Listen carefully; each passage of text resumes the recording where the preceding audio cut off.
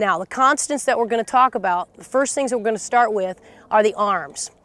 It's very important in pitching that the arms begin and continue throughout the pitching motion in a straight line. And that starts with the glove and the hand together through the pre-motion. The glove and the arm are going to extend and they're going to come straight up through the pitching motion, keeping the elbows straight. The glove has to begin pointing out at the catcher. As the pitching arm continues, the pitching arm is going to come up overhead and bicep muscle is going to come close to the ear. And as it continues down, the forearm muscle is going to brush up against the pocket. Now notice I didn't use the term brush against the side because I think it's become a problem that pitchers have with so many of them brushing against the side of their body rather than getting their hand and their arm to the front of the body. And that's one of the things I'm going to tie into whether or not pitching is a rotational movement.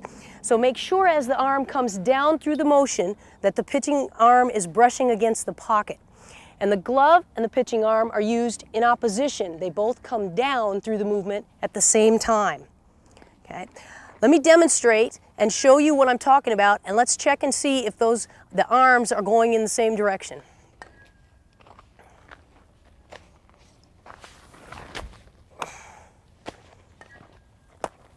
Now, it's important at that point to then go into what we're going to do and the sequence we're going to use, the rhythm we're going to use, the timing we're going to use when we go into the legs.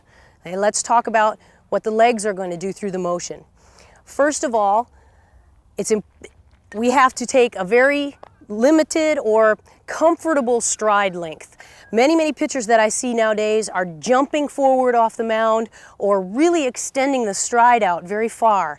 And I think that that can cause a lot of problems, specifically balance problems, timing problems. It can cause injury problems, especially if they're jumping forward off the mound.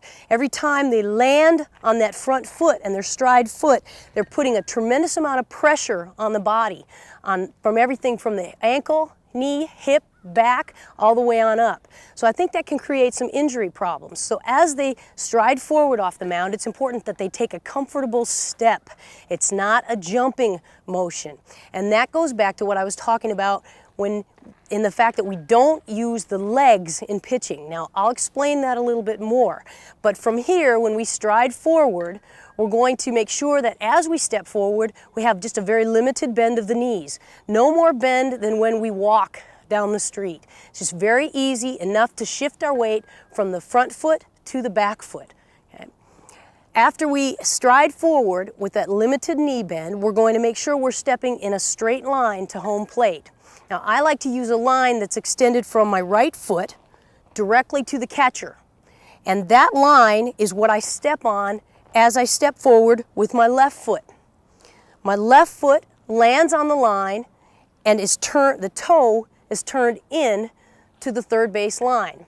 Now this allows me to open my body up, and from this position I'm going to use my hips. Okay? Now I mentioned that you don't want to, that the pitching motion is not a rotational movement. Okay? What I believe happens from this position is that the hips then come forward at the same time as the wrist snap. And the hips are driving laterally forward so that the arm can come in front of the leg first. And I believe that as pitching coaches, we're talking so much about rotation, hip rotation, opening the hips and closing the hips, that what's happening is with many pitchers, they're closing before their arm has a chance to come in and allows their wrist to provide power. And what we need to do is leave the body open, push laterally with the hips, snap the wrist just in front, and then close after. So it's more of a lateral force forward. Now let me demonstrate one time for you so that you can see the action of the legs.